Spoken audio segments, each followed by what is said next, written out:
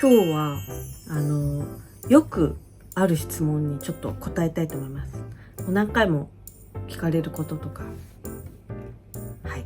青ヶ島について答えていきたいと思います。森の中をねガイドしてる動画とか散策してる動画が結構あるので、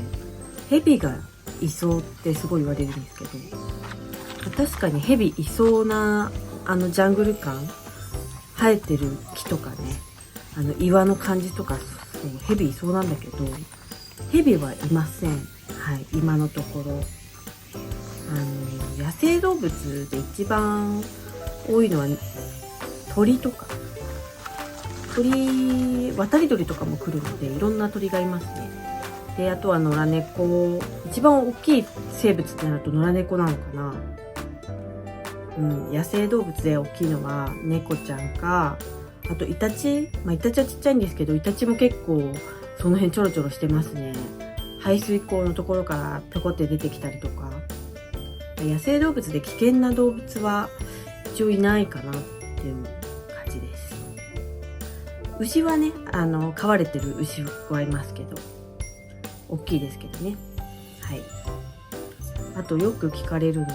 仙人元気ですかっていう。テレビに結構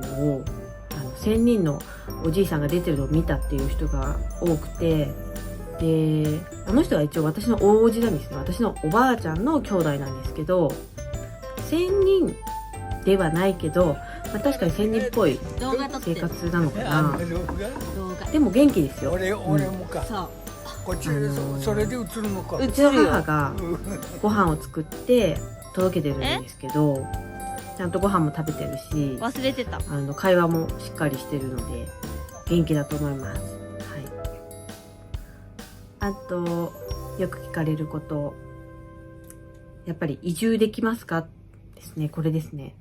移住できますかってすごいよく聞かれるんですけど、コメントとか DM とかで、移住できるかどうかはあなた次第かなみたいなとこありますよね。移住まずしたいと思っているのかみたいなただどうなのかなって聞きたいだけなのかもしれないけど、あれですよね。やっぱ住むところだったり、仕事、どんな仕事ができるのかとか、その人の頑張り次第みたいなところはあるのかな。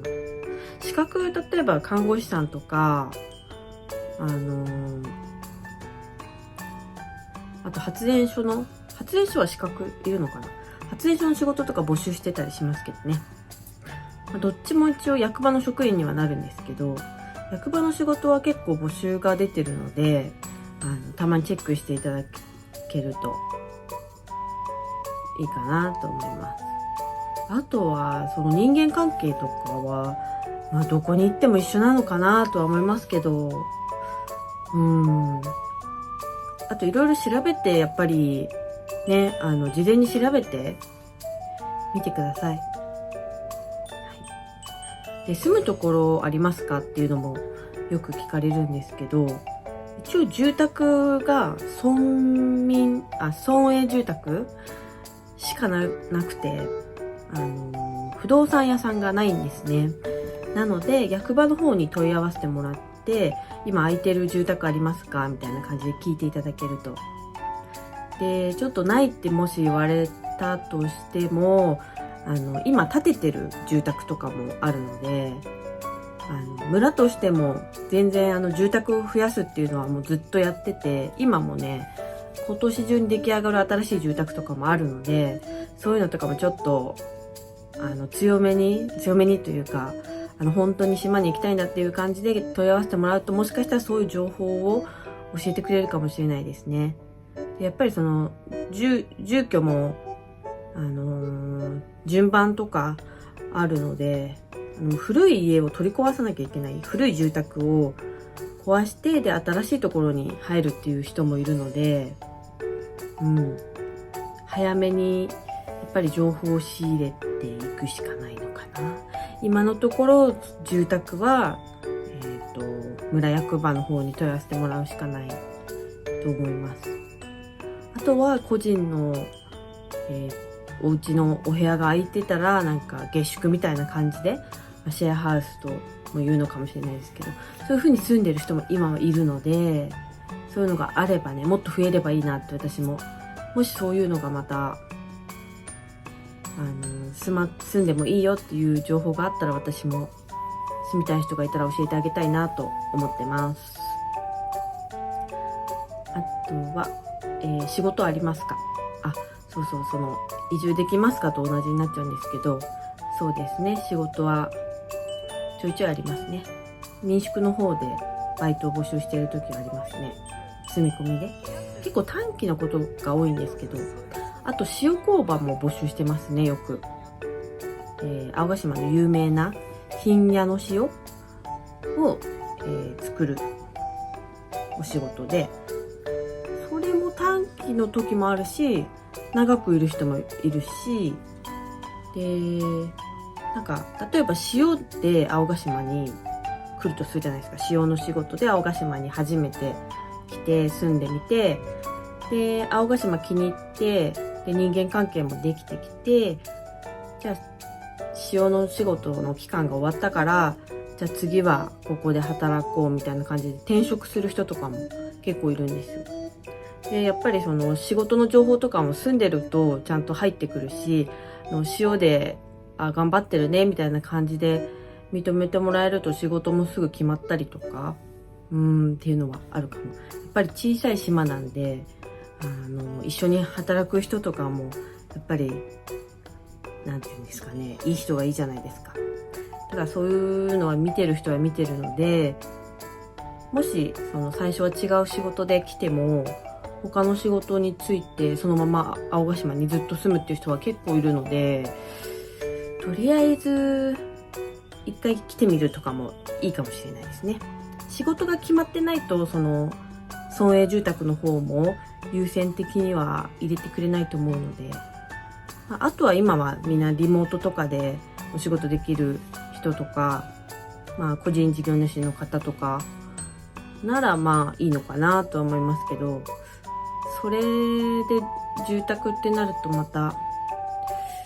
役場の方も全く何をしているか分かんない人とかを入れるっていうのはあんまり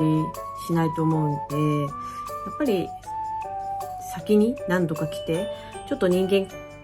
関係を作っておくのもいいかもしれないですね。友達というか、頼れる人を作って、一緒に説得してもらうとか、なかなか何にもない状態からいいですよっていうほど住むところは余ってないと思いますね。仕事が決まってる人が優先で住むところが決まるっていう感じだと思います。今までの感じだと。あとよく港の動画でコメントいただくのが、なんで防波堤作らないのとか、港にもっとお金かけたらみたいなことをすごいコメントされる方がいるんですけど、お金はすごく降りてますし、港の工事はずっとやってますね。取っ手堤防もちょっとずつ伸びてますし、そういう業者さんがずっといるのでやってはいるんですけど、あんだけなんていうんですか、いきなり深くなるんですよね。青ヶ島の海ってこう遠浅でだんだんこうなるわけじゃないから、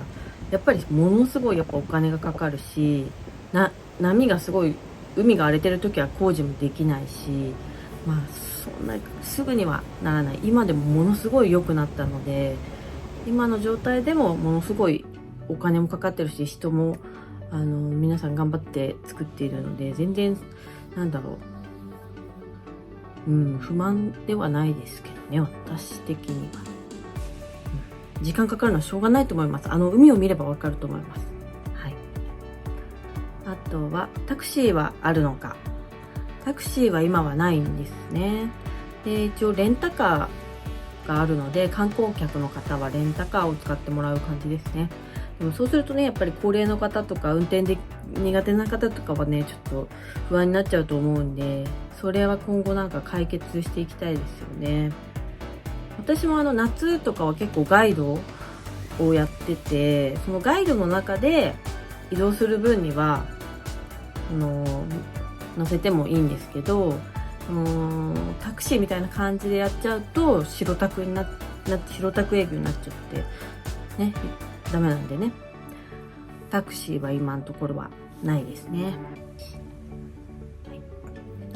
あとこれがめちゃくちゃ多いんですけど、エンディングの曲名を教えてください。YouTube の最後に流れる曲、あれはね、タイムフォレストっていう曲名で、私が編集に使ってるスマホアプリのベロっていうアプリの中にあるフリー音源なんですよ。あれ皆さんね、好きみたいで、いつもエンディングに流れるみたいですね。はい。あと、猫ちゃんがね、よく動画に出てくるんですけど、犬はいないんですかっていう。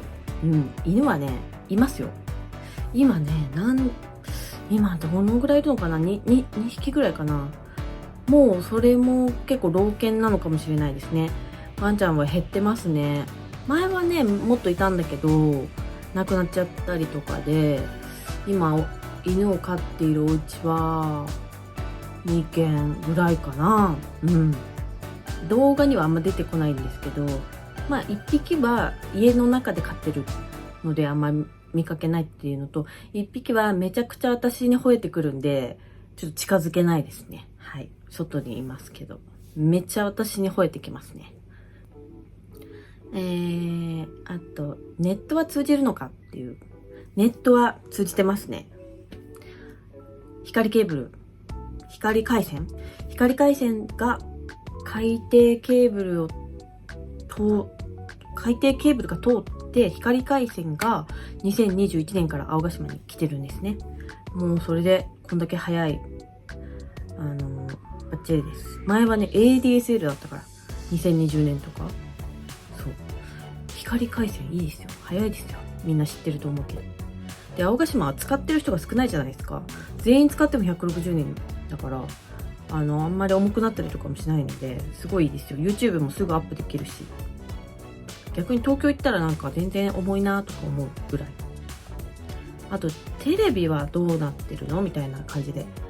聞かれることもあります。テレビはね、普通に東京と同じチャンネルで見れますね。東京のチャンネルです。テレビが、私とかはもうあんまりテレビ見ないですけど、なんだろうな。30代ぐらいまでかな。テレビあんま見ないじゃないですか。若い人たちというか、若いと言っていいのかわかんないですけど。でもやっぱり、